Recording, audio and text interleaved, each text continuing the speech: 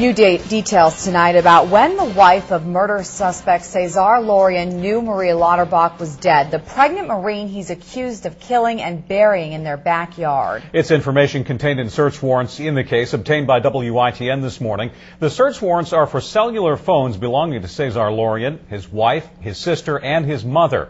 Chelsea Donovan has been poring over the information and joins us live from Jacksonville with more. Chelsea?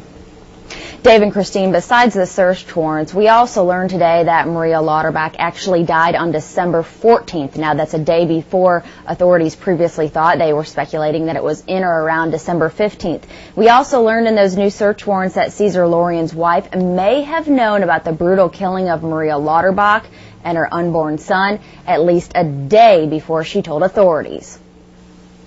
Christina Laurean told Onslow County investigators she knew about Lauterbach's death on January 10th. That was one day before she went to authorities. We learned that from an affidavit containing an interview with Christina, part of search warrants for the cell phones of Cesar Laurean, his wife, mother, and sister. The affidavit states Cesar Laurean's wife, Christina, said her husband was accused of rape in May 2007, and her husband told her he did not do it. She said she found out in July that Lauterbach was pregnant, but her husband said he was not the father, but that he had retained legal counsel. Her husband later told her civilian investigators that he wanted to speak to him regarding the disappearance of Lauterbach. The affidavit states that Christina and her husband went to an attorney's office in Jacksonville on Thursday, January 10th. The affidavit says on the way to the attorney, Laurean asked his wife, quote, if she was with him on this, end quote. She stated, quote, I don't know. Is there anything you have not told me, end quote.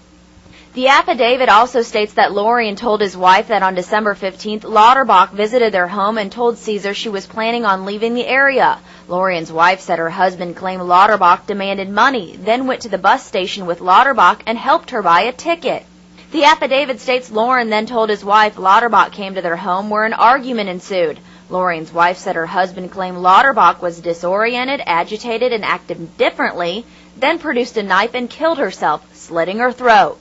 The affidavit states Laurean's wife said her husband told her he became scared and took Lauterbach's body to a wooded area adjacent to his home and buried her. But the sheriff's department believes Laurean murdered Lauterbach. A new piece of evidence brought forth to the department recently by a witness is supporting that. We do have an item that we believe is consistent with the findings of the medical examiner, and that we believe it could be the murder weapon. Sutherland would not comment on who has come forth with a weapon, but says it was in their possession.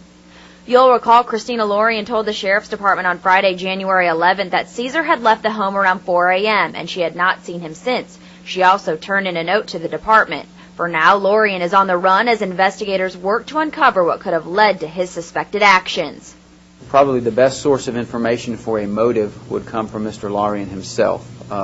Absent that, all we can do is speculate based on the facts that... And Sutherland says through it all, Christina Laurean has been their main source of information, even though according to search warrants, she knew about the murder before she turned a note in from her husband stating what had happened on Friday, January 11th. As of right now, we do not anticipate charging her.